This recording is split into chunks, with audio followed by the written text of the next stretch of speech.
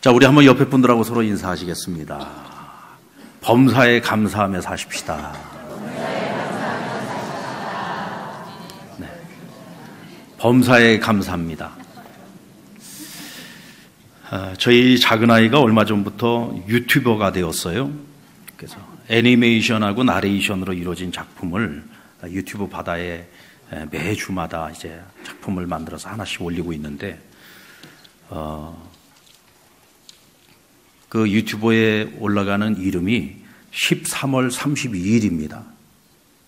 자, 적어 놓으세요. 13월 32일.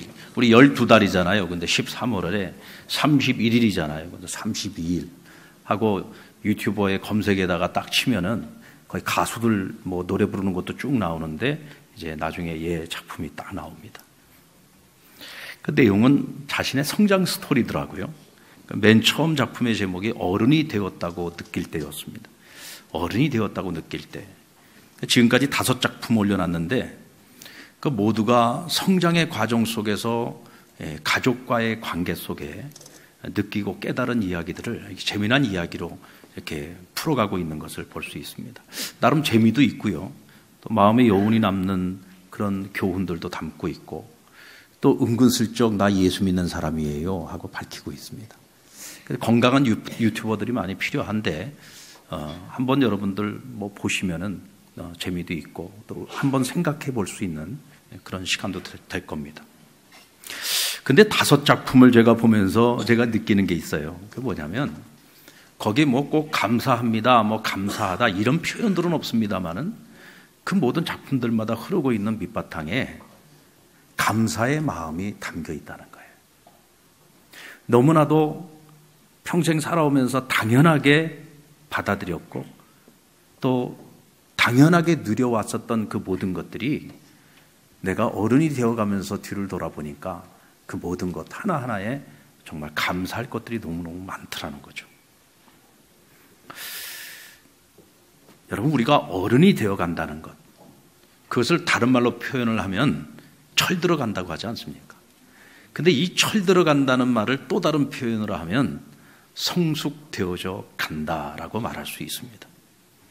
여러분, 성숙해가는 모습이 어떤 모습이죠?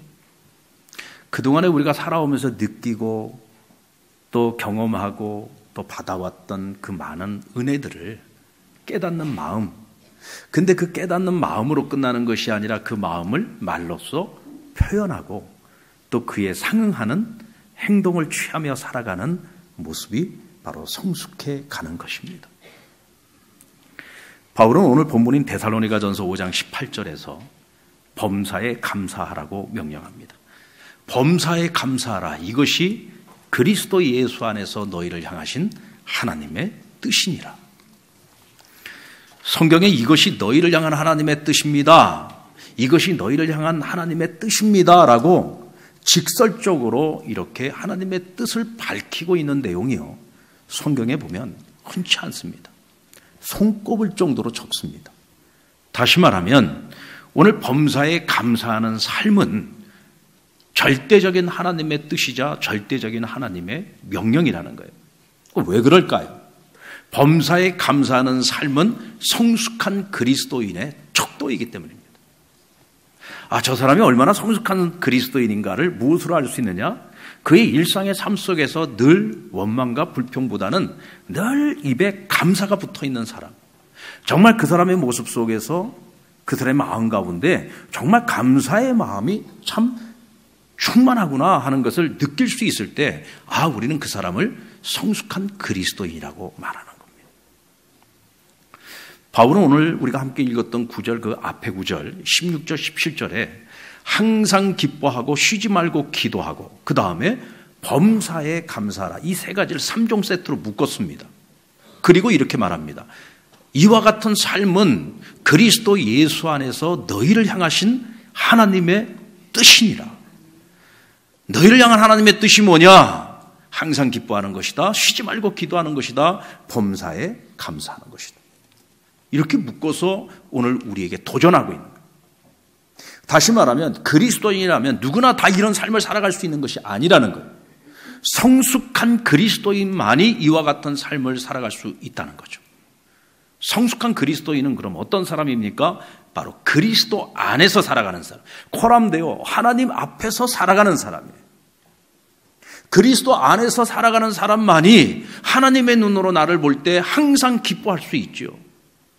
쉬지 않고 기도한다는 것이 무엇입니까?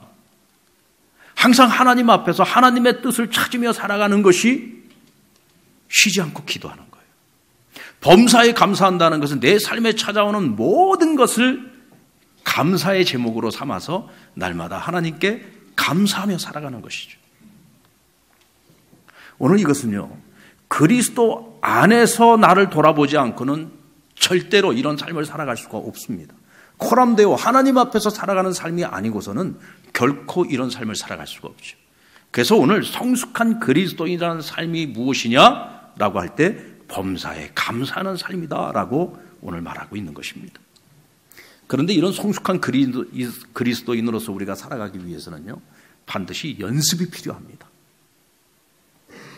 성숙이라고 하는 단어는 훈련을 통해서만 가능하죠. 이스라엘 백성들을 하나님 자기 백성으로 택하셨습니다. 그러나 택함 받았다고 해서 하나님 백성이 되는 것은 아니에요. 택함 받은 그 하나님의 백성이 하나님의 백성답게 성장해 가고 성숙해져 갈 때 진정한 하나님의 백성이 될 수 있는 것입니다. 그래서 하나님이 그들을 이끌고 어디로? 광야로 데리고 나가십니다. 광야 40년 동안 광야 학교를 통해서 과거에 애굽에서 살아갈 때 종살이하면서 노예의식이 가득 차 있었던 그 사람들에게서 노예의 때를 다 벗겨냅니다. 노예의 때를 다 벗겨내고 자발적으로 이제는 하나님을 사랑하고 하나님께 감사하고 하나님과 동행하는 삶을 즐기는 백성으로 그들을 만들어 가셨단 말이죠. 그때 그들이 성숙한 하나님의 백성이 될 수 있었던 겁니다.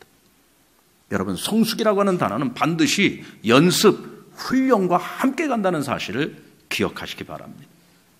요즘 제가 저희 아들한테 아버지 감사합니다 라는 감사 인사를 자주 듣고 있습니다. 예전에는 저희 아내가 폰뱅킹으로 우리 아들에게 용돈을 붙여줬습니다. 요즘은 제가 인터넷 뱅킹으로 용돈을 붙여줍니다. 쉽게 말하면 예전에는 아내가 보냈다면 이제는 제가 보내고 있습니다.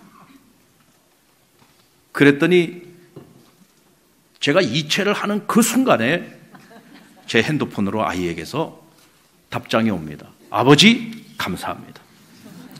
혹은 아버지 날마다 감사합니다. 요즘은 아버지 덕분에 제가 살고 있습니다.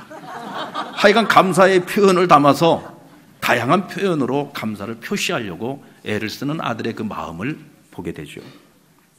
굳이 감사하다는 표현을 하지 않아도 고마운 마음 제가 왜 모르겠습니까?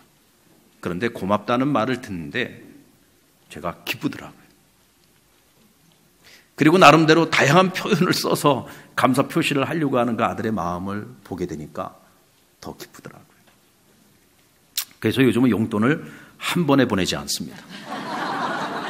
용돈을 여러 차례 쪼개서 보냅니다.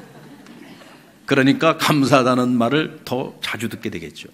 그 뭐 한 번 더 듣고 싶어서 자주 쪼개서 보내는 것은 아니고, 여러분, 감사에도 연습이 필요하기 때문입니다. 그리고 감사는 갑절의 결과를 가져오죠. 5만 원 보낼 거 아빠에게 감동 주면 10만 원이 가기도 합니다. 여러분, 감사의 결과는 우리가 생각한 것보다 훨씬 더 커요. 그런데도 불구하고 오늘 우리의 삶이 감사 생활에 익숙하지 못해서 감사의 삶을 누리지 못하는 경우가 참 많습니다. 그래서 성경은 우리에게 끊임없이 여호와께 감사하라, 하나님께 감사하라, 예수 그리스도께 감사하라, 끊임없이 감사를 표현하라고 말하고 있습니다. 그래서 여러분, 감사는 연습이 필요합니다. 자, 그렇다면 감사하지 못하는 사람의 삶은 어떨까요? 똑같은 하나의 일을 가지고서도요, 어떤 사람은 감사거리를 먼저 보는가 하면 어떤 사람은 원망과 불평거리를 먼저 봅니다. 그렇게 감사할 일이 많은데도 불구하고 감사할 것은 눈에 안 보이고 불평하고 원망거리만 먼저 보이는 거예요. 이와 같은 사람은 불행한 겁니다. 왜냐하면 그것은 하나님이 기뻐하시는 뜻이 아니기 때문에 그래요. 하나님이 원치 않는 삶이죠. 그러니까 감사가 아니라 늘 불평과 원망이 많으니 그 사람 자체가 행복할 수가 없는 겁니다. 그래서 감사의 삶이 쉽지 않다는 거예요. 어렵다는 거죠. 그래서 우리는 끊임없이 연습해야 됩니다. 감사 연습의 첫 번째는 언제나 그리스도 안에서 생각하는 삶을 살아가는 훈련입니다. 어떻게 생각을 해야 된다고요? 그리스도 안에서 생각하는 훈련을 해야 합니다. 사랑하는 여러분, 그리스도 안에서 모든 것을 바라보고 생각하십시오. 그러면 우리는 부활의 소망 안에서 모든 것을 감사할 수 있습니다. 그리고 감사 연습은 보물찾기와 같이 감사할 이유를 날마다 찾는 겁니다. 여러분도 어린 시절에 우리가 소풍 가면 항상 소풍의 마지막 피날레가 뭐예요? 보물찾기였잖아요.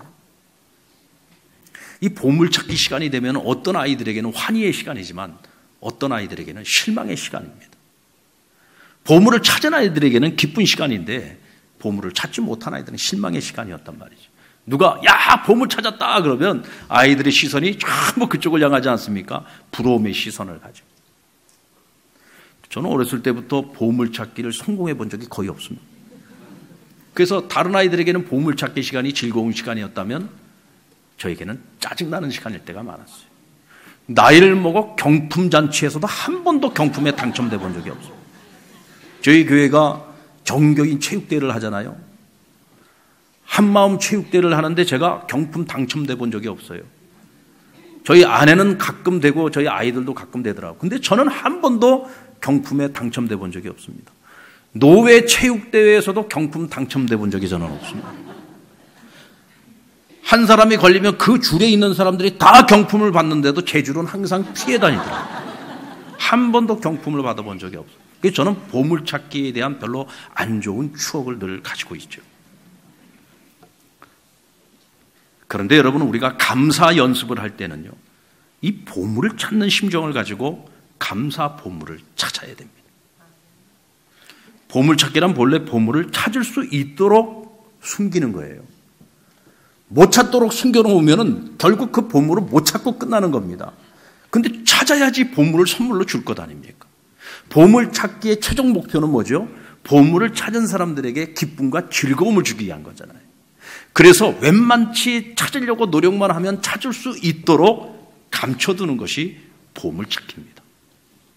여러분, 매일매일 우리의 삶 속에서 하나님 앞에 감사의 보물들을 우리가 찾고자 마음만 먹고요, 찾고자 노력만 하면은요, 얼마나 많은 감사의 보물들을 우리가 찾아낼 수 있는지 모릅니다. 감사 보물을 많이 찾으면 많이 찾을수록 하나님이 우리에게 주시는 기쁨이 충만하다는 사실을 기억하십시오. 지난번에 제주에서 이제 우리 그 동기 수련회가 있었는데, 이제 수련회를 처음 시작하면서 같이 예배를 드리는, 예배 끝나고 나서 동기회 회장 목사님이 나오더니 그러더라고요. 자, 여러분들 이제부터 보물 찾기를 시작하겠습니다. 그러니까 어떤 목사님은 보물 찾기 그러니까 벌써 막 보물을 찾느라고 자리에서 일어나가지고 막 어디에 보물이 있나 막 두리번 하는 거예요. 그러니까 이 목사님이 거기 두리번거리지 말고 자기가 앉아있는 의자 밑을 보세요 그러더라고요. 그 의자 밑을 딱 보니까 제가 앉아있는 의자 밑에 1,000원짜리가 딱 붙어있는 거예요. 나만 1,000원짜리가 붙었는지 뭐 여기저기서 막 1,000원짜리 찾았다고 막 흔들면서 기뻐하는 거예요. 그런데 난 1,000원짜리만 붙어있는 줄 알았더니 또 어떤 사람은 5,000원짜리를 막 흔들고 있고, 저쪽에 어떤 사람은 10,000원짜리를 막 흔들고 있고, 50,000원짜리가 딱 한 명 있더라고요. 50,000원짜리 당첨된 사람도 있었어요. 그거 보십시오. 저는 거기서도 당첨되는 게 1,000원짜리밖에 안 되더라고요. 얼마나 하여튼 재미있고 즐거운 시간이었는지 모릅니다. 결국 뭐예요? 즐거움이. 보물찾기의 목표는 즐거움입니다. 하나님께서 이곳저곳에 감춰놓은 보물들은요, 우리에게 즐거움을 주게 한 것이고, 우리가 찾으려고만 하면 찾을 수 있는 곳에 감춰져 있다는 거죠. 그리고 그 보물을 찾을 때 때로는 역발상이 필요합니다. 우리가 늘 보는 곳만 봐서는 못 찾습니다.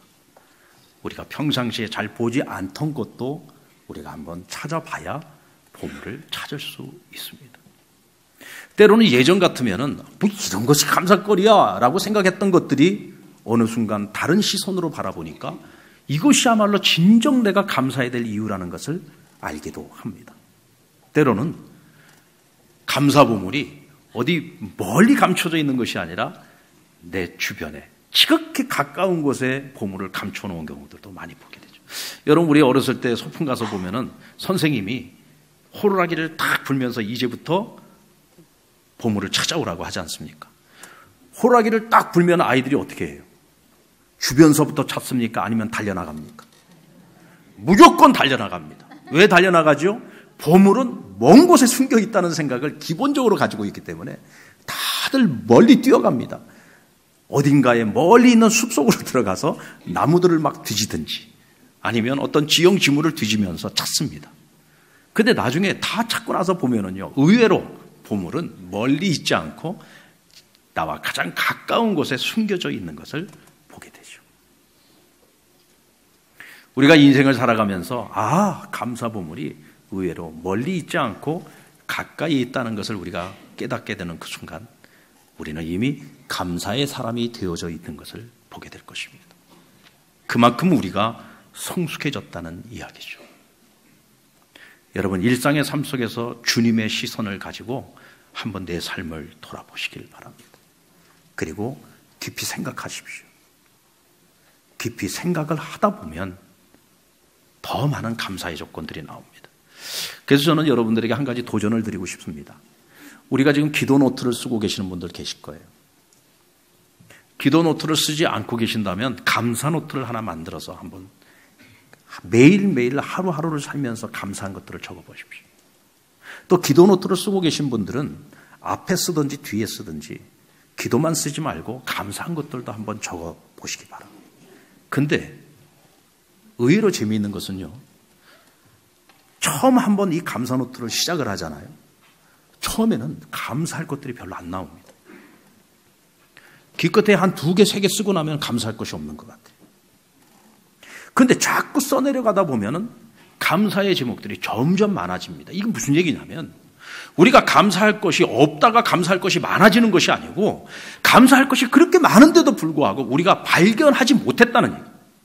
처음 시작하기 때문에 적게 발견하는 거고 나중에는 점점 그것이 익숙해지다 보면 감사한 것들이 얼마나 많아지는지 모릅니다. 한 페이지를 가득 채울 만큼 감사의 제목들이 많아집니다. 그만큼 여러분, 오늘날 감사의 제목들이 많아지고 있는 나 자신이 그리스도 안에서 점점 더 성숙해져 가고 있다는 것을 알게 되고 보게 될 것입니다. 감사 연습의 결과는 하나님의 평강으로 나타납니다. 감사가 많아질수록 근심과 걱정은 사라지고 하나님이 주시는 평강이 내 마음과 생각을 다스리기 시작합니다. 감사가 많은 사람들은 감사의 거리들을 더 많이 하나님 앞에 드리고 또 많은 사람들과 함께 나누면서 살아가게 됩니다. 왜냐하면 감사거리가 많다는 것은 하나님께 받은 은혜가 많기 때문에 그렇습니다. 하나님께 받은 은혜가 많으니 그것을 내가 혼자 나만 누리는 것이 아니라 자꾸 나누고 싶은 겁니다. 오늘 우리가 추수감사절 예배를 하나님 앞에 드리고 있습니다만은 우리가 하나님 앞에 제일 첫 번째로 감사해야 될 것이 무엇입니까? 올 한 해 동안 우리가 손으로 수고한 대로 하나님 풍성한 열매를 주셔서 감사하는 것입니까? 그것도 감사해야 되는 것이지만 그것보다도 우리가 항상 제일 먼저 감사해야 될 것은 죄 사함의 은혜를 감사해야 되고 구원받은 은혜에 감사해야 되고 오늘 밤 세상을 떠나더라도 하나님께서 우리를 천국을 우리에게 기업으로 주신 것에 대하여 감사하고 오늘 내가 그리스도 안에서 하나님의 자녀로 살아가게 된 것에 대하여 감사하는 삶을 살아야 합니다. 아멘입니까? 이것이 첫 번째 감사죠. 하나님의 사랑을 입은 자요, 예수 그리스도께서 우리를 위한 대속의 제물이 되어 주셔서 감사하고 오늘도 성령님을 우리에게 보내주셔서 우리를 도우심으로 우리가 구원을 완성할 수 있게 되니 감사한 겁니다. 이것을 한마디로 표현을 하면 복음입니다. 하나님께서 우리에게 복음을 주신 것에 대하여 우리는 항상 첫 번째로 감사할 수 있어야 됩니다. 그 복음이 아니었다면 우리는 여전히 자연인으로 살아가야 될 것입니다. 세상 사람으로 살아야 될 것입니다. 오늘 밤이라도 세상 떠나면 우리는 천국에 가는 인생이 아닐 수 있습니다. 하나님의 심판대 앞에 서야 합니다. 그러나 예수님 때문에 우리 구원받고 오늘 밤 세상 떠나도 죽음을 두려워하지 않고 천국 소망 갖고 살아가는 것이 바로 저와 여러분의 삶인 것이죠. 우리를 그렇게 만들어준 것이 바로 복음입니다. 그래서 이 복음을, 이 복음의 은혜를, 이 복음의 감격을 가지고 살아가는 사람들은 절대로 이것을 내 안에만 담아두지 않습니다. 자꾸 전하는 겁니다. 자꾸 더 많은 사람들과 나누고 싶은 겁니다. 열심히 전하는 삶을 살아가죠. 하나님께서 내게 주신 어떤 은혜가 있습니까? 그것이 어떤 은혜가 됐든지 하나님 내게 물질을 주셨다면 물질을 나누는 삶을 살아가고 시간을 주셨다면 건강을 주셨다면 그 건강을 나누면서 살아갑니다. 내게 어떤 특별한 은사를 주셨다면 그 은사를 나누면서 살아가는 겁니다. 절대로 내 안에만 담아두지 않습니다. 감사는요 자꾸 퍼져나갑니다. 감사는 깨달을수록 더 풍성해지는 겁니다. 나눌수록 풍성해지는 것이죠. 오늘 여러분들이 예배 끝나고 돌아가실 때 교회에서 여러분들에게 아주 좋은 선물을 드립니다. 이제 날이 쌀쌀해지고 있는데 무릎 담요, 그것도 아주 고퀄리티의 무릎 담요를 여러분들에게 가정당 하나씩 선물을 할 겁니다. 또 시원한 음료도 하나씩만 드리는 것이 아니라 한 세트씩을 여러분들에게 선물로 드릴 겁니다. 왜냐하면 우리 상랑교회가 받은 은혜가 많기 때문에 성도들과 나누는 것입니다. 또 여러분들은 여러분들 나름대로 하나님께 받은 은혜를 여러분의 삶 속에서 더 많은 이들과 함께 나누고 베푸십시오. 작은 것 하나라도 나눠 먹을 때 기쁨이 있잖아요. 작은 것 하나라도 우리 이웃과 함께 나누고 여러분들이 받은 여러분 인생의 최고의 축복의 선물인 복음을 나누십시오. 이때 오늘 우리의 삶이 더 풍성해질 겁니다. 여러분에게 하나님께서 주신 그 기쁨도 배가 될 것입니다.